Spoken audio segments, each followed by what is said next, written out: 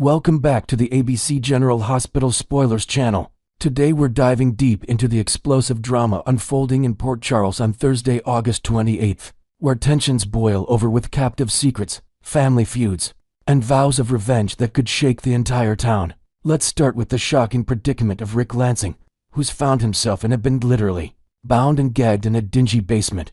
Ric is at the mercy of an unlikely trio, Alexis Davis, her daughter Kristina Davis, and the ever-scheming Ava Jerome. This captive scenario is straight out of a thriller novel, with Ric desperately pleading for Samioni and Yodo come to his rescue. Imagine the terror in his eyes as he hears footsteps approaching, only to realize his freedom hangs by a thread. The air is thick with suspense, and Ric's muffled cries echo through the shadows, begging for liberation from this nightmarish trap. But hold on, folks, this plot twist is just getting started. Releasing him too soon would deflate the mounting intrigue. So expect Ric to stew in his captivity a bit longer, building toward a potential explosive confrontation. Perhaps a hidden camera or a forgotten phone could play into his escape attempts, adding layers of modern tech drama to this old-school hostage situation. The stakes are sky-high, as any slip-up could expose the captors and unravel their fragile alliance. Meanwhile, Sonny is channeling his inner enforcer, making a solemn promise to Alexis that Drew Kane will finally face the consequences he deserves. Sonny's voice, gravelly and intense, cuts through the room as he assures her that justice is on the horizon. This vow isn't just words, it's backed by Sonny's notorious history of settling scores, hinting at a calculated plan that might involve shadowy allies or unexpected alliances. Alexis, though appreciative, is juggling her own chaos with the Ric situation, her mind racing between legal loopholes and moral dilemmas. Picture her pacing the floor, torn between her role as a mother and her instincts as a lawyer. While Sonny's assurance provides a fleeting sense of security in the storm, this promise could ripple outward, drawing in other characters like Jason Morgan for backup, or even sparking a subplot where Sonny reflects on his past vendettas, reminding viewers why he's the kingpin of Port Charles. The tension here is palpable, as Drew's missteps continue to pile up, making him a prime target in this web of retribution. Shifting gears to Ava Jerome, who's not one to sit idle even in the midst of this hostage havoc. She's reaching out to Lucas Jones for some much-needed assistance, but it's not as straightforward as patching up Ric's head wound. That would be far too risky, potentially blowing their cover wide open. Instead, Ava might be cooking up something else entirely, perhaps enlisting Lucas in a covert operation or seeking his medical expertise for a fabricated alibi. Lucas, with his compassionate yet cautious demeanor, could find himself unwittingly pulled into the fray, his ethical code tested against family loyalties. Envision a tense conversation at the hospital, where Ava's whispers hint at deeper troubles without revealing the full picture. This move adds a fresh dimension to Ava's character, showcasing her resourcefulness and ability to manipulate situations to her advantage. Maybe she'll drop hints about a mysterious patient in need, or tie it back to her gallery dealings, inventing a subplot where art forgeries come into play as a distraction. Whatever the case, Ava's plea for help promises to inject more intrigue, keeping fans guessing about her next sly maneuver. Now, enter the fiery sibling showdown between Molly Lansing Davis and Kristina. Molly corners her sister with accusations flying, convinced she knows exactly what Kristina did to their father. Kristina's heart skips a beat, fearing the hostage secret is out. But it's actually about those shady payments to Cody Bell to lure Ava away from Ric. The room crackles with emotion as Molly unleashes her rage, her words sharp like daggers, demanding explanations for this meddlesome scheme. Kristina, scrambling to defend herself, might weave a tale of good intentions gone wrong, perhaps embellishing with details of how she thought it would protect the family honor. This confrontation could escalate into a full-blown argument, with tears and revelations spilling out, exploring themes of betrayal and sisterly bonds strained to the breaking point. To flesh this out, imagine Kristina revealing a hidden motive tied to her own romantic entanglements, or Molly uncovering a receipt that solidifies her suspicions. The drama here is raw and personal, highlighting how far these sisters will go when pushed, and it sets the stage for potential reconciliations or further rifts down the line. Over on another front, Curtis Ashford is sounding the alarm to Portia Robinson about Stella Henry's precarious situation. Curtis's warning is urgent, painting a picture of serious trouble brewing for Stella, who elsewhere is brushing off concerns to Isaiah Gannon. Stella insists she's innocent and that no scheme against her will stick, her confidence masking the storm clouds gathering. But spoilers hint at her imminent arrest, a development that could shatter family dynamics. Portia, already on edge, might stumble upon this infuriating scene, perhaps witnessing Stella in handcuffs, or overhearing a damning conversation. Alternatively, it could tie into Curtis appearing to chummy with Jordan Ashford, stirring jealousy, though Portia's primary fury remains laser-focused on Drew and her burning desire for payback. This subplot weaves in elements of loyalty and justice, with invented twists like Stella hiding evidence in her purse, or Isaiah offering clandestine support. The emotional weight is heavy, as Portia's protective instincts clash with her vengeful side, potentially leading to a hospital showdown where alliances are tested. Speaking of growing enmities, Drew's list of adversaries is expanding rapidly, and Nina Reeves is firmly on it. Spotting her daughter Willow at the upscale Port Charles Grill, Nina discovers Willow prepping for a meeting with Drew, complete with a tempting new offer on the table. Nina's reaction is volcanic. She demands answers and erupts over what she sees as Willow's repeated poor judgments. The grill's elegant ambience contrasts sharply with Nina's outburst, her voice rising as she dissects Willow's choices, perhaps drawing parallels to her own turbulent past. This mother-daughter clash could delve into deeper psychological territory, with Nina inventing scenarios of what-ifs to illustrate her point, like warning of corporate betrayals or romantic pitfalls. Willow, caught off guard, might defend her autonomy, adding fuel to the fire and exploring themes of independence versus familial interference. The scene promises high drama, with eavesdroppers possibly complicating matters further. Finally, let's not forget the heartfelt advice from Marco Rios to young Giovanni Joe Palmieri on navigating tricky parental relationships. Marco's words of wisdom are sage, encouraging Joe to forge a stronger bond with Dante Falconeri, perhaps sharing anecdotes from his own life to illustrate the importance of family ties. This mentorship moment feels genuine, offering Joe a roadmap through his emotional maze. Adding to the hope, Brooklyn Quartermain harbors her own optimism for a bonding session, envisioning shared laughs or deep conversations that could heal old wounds.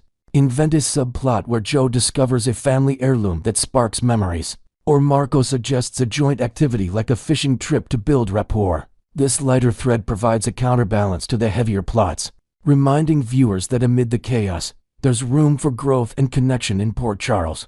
Next, we will learn about the crisis spiraling around Stella Henry, an ordeal that threatens not only her freedom, but her very life as tensions climb in Port Charles. Stella's nightmare begins in the pre-dawn hush of Charles Street, where flashing red and blue lights shatter the calm. A squad car pulls up to her modest brownstone, and uniformed officers acting on evidence Drew Kane personally fast-tracked to the district attorney scored a bewildered Stella to the PCPD. The charge, orchestrating a medical insurance scam so elaborate that auditors claim it siphoned thousands from Port Charles General's charity wing. Inside the precinct, fluorescent lights flicker as Detective Bennett rattles off counts of fraud, conspiracy, and falsifying patient records. Stella's hand trembles when she signs the property sheet, her pulse thundering in her ears as reality sets in. She could lose the nursing license she earned decades ago and face a stretch behind bars. Curtis Ashford, tipped off by an early morning alert, storms in wearing yesterday's suit and today's regret. He meets Stella's gaze through the holding cell bars and feels a gut-wrenching pang of responsibility's vendetta against him, has claimed collateral he never imagined. Curtis' vow is immediate and fierce. He will overturn every rock in Port Charles to clear Stella's name. With Jordan stuck in police procedure limbo, Curtis reaches out to veteran Pi Sam McCall, hoping her forensic contacts can sniff out gaps in the prosecution's timeline. Curtis also phones Spinelli, whose digital wizardry might expose doctored ledgers or planted IP addresses that point straight back to Drew's office suite at Aurora Media. Meanwhile, Portia Robinson rushes from a double shift in the GH Trauma Bay, stethoscope swinging wildly. She barrels into the precinct lobby, anger eclipsing fatigue. Portia's mind whirls with medical possibilities: stress-induced atrial fibrillation, a spike in blood pressure, or worse, a reoccurring cerebrovascular event for a woman with Stella's history. She begs the desk sergeant for a quick vitals check, but is stonewalled by protocol. Outside, Trina Robinson paces beneath the station's granite facade, thumbs flying across her phone as she live tweets updates to an anxious community that still remembers how Stella organized free health fairs after the waterfront explosion. Every pinged notification fires Trina's resolve. She starts a legal aid crowdfunding drive to bankroll Stella's defense, pulling in donors faster than she can refresh the page. Inside a dim interrogation room, Martin Gray arrives in a tailored charcoal suit and righteous fury. He slaps a manila folder onto the metal table, an inch-thick rebuttal packed with sworn affidavits from former patients praising Stella's integrity. Martin levels a razor-sharp stare at Ada Collins, warning that prosecuting a beloved nurse during an election year might be career suicide. Collins falters, but the file on his desk, hand-delivered by Drew, contains anonymized spreadsheets and cryptic email chains that look damning. The Ada therefore doubles down, setting bail astronomically high and scheduling an arraignment in 48 hours, banking on public outcry to fade. Back at Aurora Media, Drew Kane watches the press coverage from his corner office, jaw clenched. His vendetta started as a calculated strike to hurt Curtis, whose new nightclub's expansion siphoned investors from a venture Drew considered his brainchild. Drew's logic: cripple Curtis' support system, and Curtis will fold. Yet a pang of guilt flickers when he sees Stella's mugshot plastered across breaking news banners. Still, Drew believes he's insulated after all. The paper trail implicates Stella, not him. To cement control, he tasks an IT staffer with wiping internal servers of any communication referencing project. Nightfall, the codename for his manipulation of the hospital's billing software. What Drew doesn't know is that Brooklyn Quartermain, moonlighting in the Aurora recording studio, overhears his encrypted phone call. She records a snippet on her voice memo app before slipping out. Brooklyn then exchanges messages with Joe Palmieri, whose mentor Marco Rios has warned him that loyalty sometimes means exposing hard truths. Together they hatch a plan: leak the audio anonymously to Spinelli, whose voice pattern software can prove Drew's direct involvement. One clandestine meeting at Volanino's gym later, Spinelli has the file, a flash drive, and a gleam in his eye. While conspiracies brew, Stella sits alone in her cell, replaying decades of nursing triumph, saving accident victims, comforting grieving families, advocating for underserved neighborhoods. Fear courses through her veins, and with it comes a sudden stabbing headache. Her vision blurs, the edges of the room grow fuzzy. She clutches the bunk for balance, but the right side of her face begins to droop. Officer Delgado notices first, calling for EMS. Within minutes, Stella is whisked through emergency bay doors at GH. Code status: stroke alert. Dr. TJ Ashford sprints alongside the gurney, barking orders for TPA eligibility, CT scan priority, and neurological assessment. His voice cracks when he realizes the patient is family. Once Stella is stabilized, TJ convenes with Dr. Hamilton Finn to interpret imaging. A small clot lodged in the left middle cerebral artery threatens speech and motor functions. If they can't dissolve it swiftly, Finn recommends an advanced endovascular procedure. But the neuro team is tied up with a multi-car pileup on Route 31. Portia grabs the phone to petition Mercy Hospital for a floating neurosurgeon.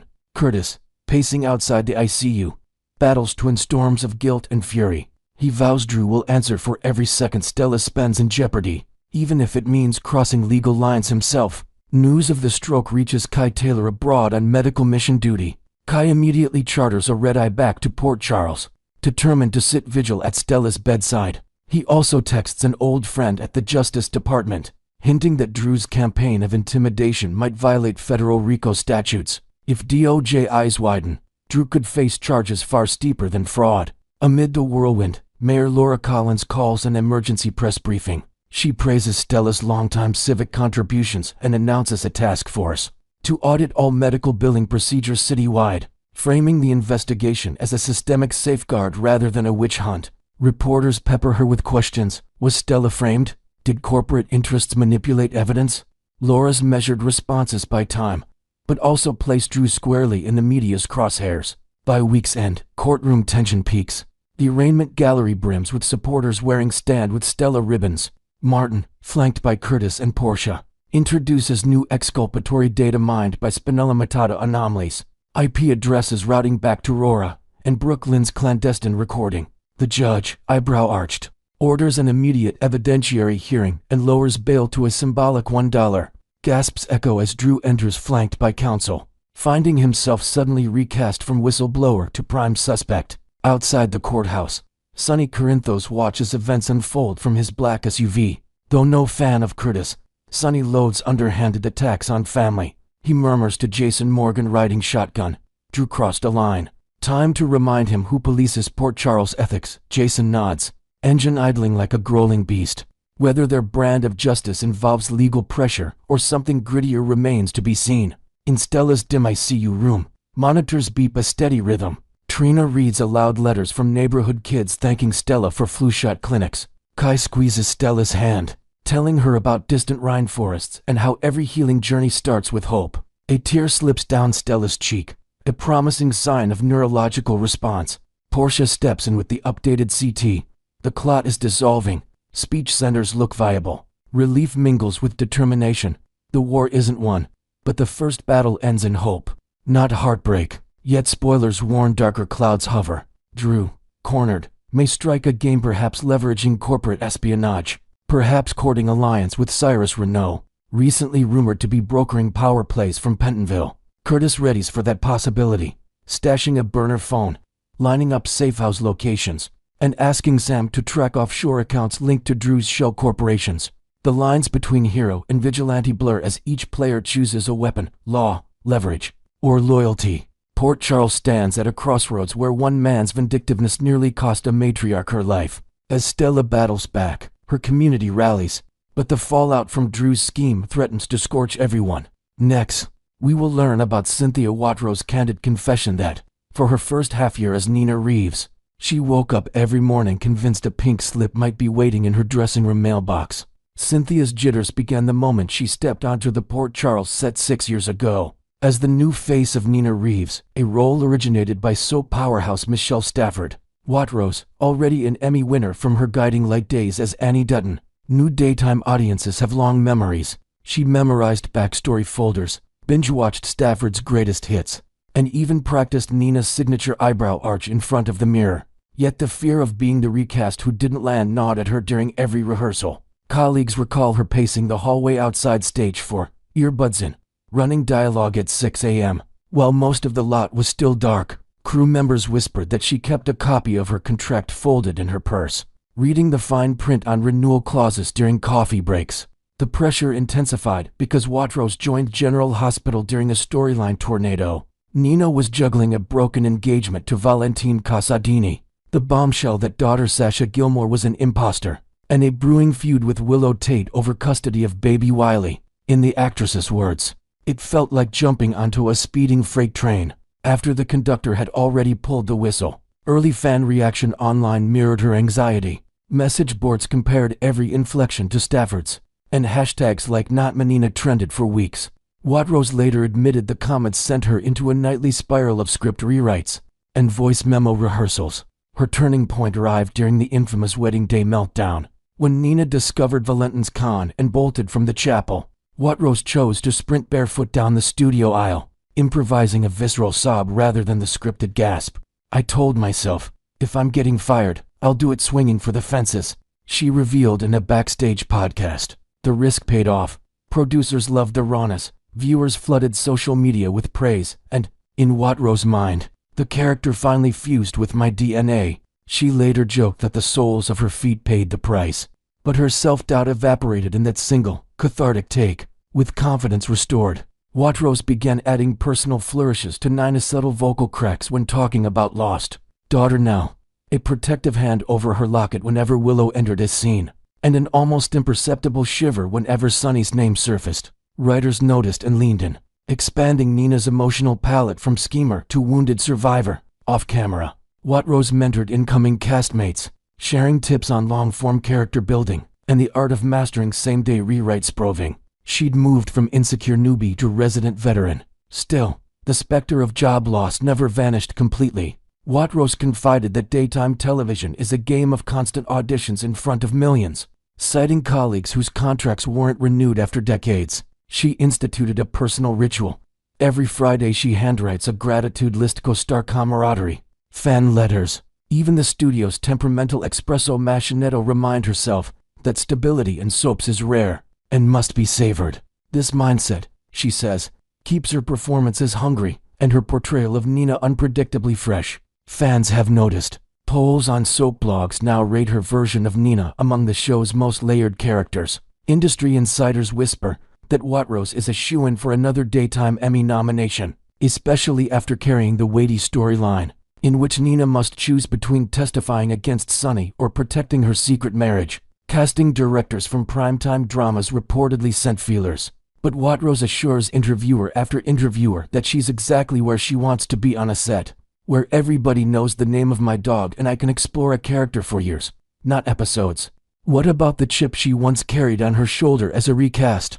Watros has transformed it into advocacy. She leads an informal Monday morning support circle dubbed Recast Rehab, where actors stepping into established roles trade survival tips. Recent beneficiaries include the latest Kristina Davis and a newcomer assuming Lucky Spencer for a holiday arc. Watros' core advice: honor the blueprint, but build your own house. As for her relationship with original Nina, Michelle Stafford, rumors of rivalry were exaggerated. The two actresses finally met at last year's soap icon gala, exchanging compliments and selfies that quickly went viral. Stafford reportedly told Watros, "You kept the fire burning. Thank you." Watros credits that moment as the final puzzle piece, affirming she truly belongs in Nina's designer heels. Today, 6 seasons in, the once fledgling recast carries major front-burner plots, co-parenting drama with Willow, a business tug-of-war for control of the Metro Court, and a potential face-off with a resurrected Morgan Corinthos rumored for sweeps. Watros embraces each twist with the veteran's calm she once envied in others. "Fear can be fuel," she quips, "but now I let it drive the story, not my sleepless nights." So, should fans worry about Nina disappearing from the canvas? Not anytime soon. Watros just inked a reported 2-year extension, and writers hint that 2026 will see Nina embarking on a redemption arc that could pivot her from town pariah to unlikely hero. It appears Cynthia Watros has not only beaten the fear of losing her job, she's turned it into a masterclass in resilience, ensuring Nina Reeves remains a Port Charles cornerstone for seasons to come.